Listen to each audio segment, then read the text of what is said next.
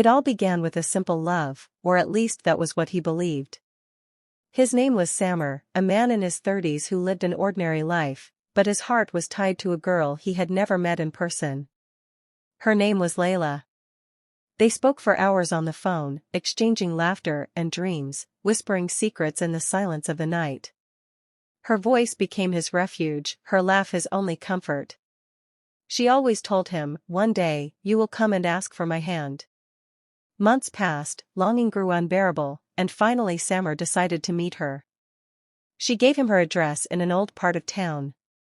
On a cloudy afternoon, he took a cab and followed the narrow road that led outside the city. The trees leaned inward, covering the light, and the houses on both sides looked abandoned. At last, he stood before a large old house, its shutters broken, its windows covered with dust. He knocked on the door, then rang the bell, again and again. No one answered. As he stood there, uncertain, an old woman passed by and stopped. She looked at him with eyes full of warning and said in a trembling voice, "Son, why are you knocking here? The people who lived in that house have been dead for many years." His heart sank. He forced a nervous smile and replied, "No, you must be mistaken. This is Layla's house, I talk to her every day." The woman shook her head slowly and walked away without another word. Samer's hands shook. He could not believe it. Still searching for reassurance, he walked further down the street until he found a small shop. An old man was sitting outside, smoking. Samer approached him quickly. "Uncle, the family in that house, where did they go?" The man stared at him and gave a chilling smile. "We buried them more than 10 years ago. Don't go looking for them, boy. If you search for the dead, you might not return." Cold sweat ran down Samer's neck.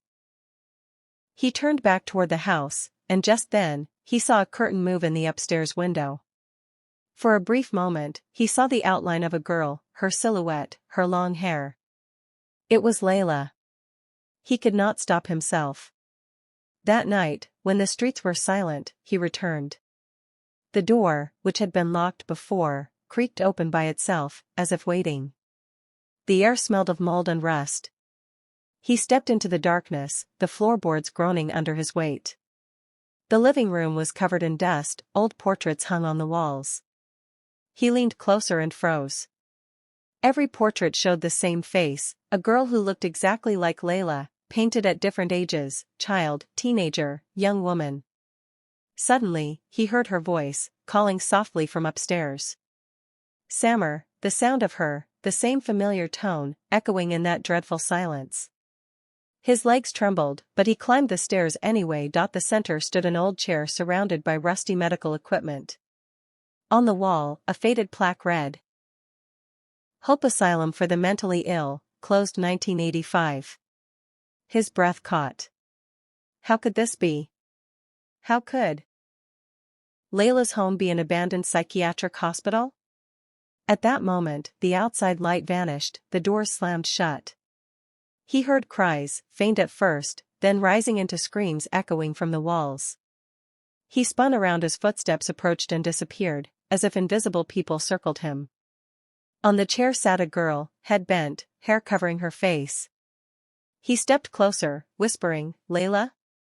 Slowly she lifted her head. Half of her face was normal, the other half was burned and scarred, twisted into something monstrous. She smiled coldly. "You were looking for me, weren't you? They warned you, but you didn't listen." The walls began to bleed. The screams grew louder.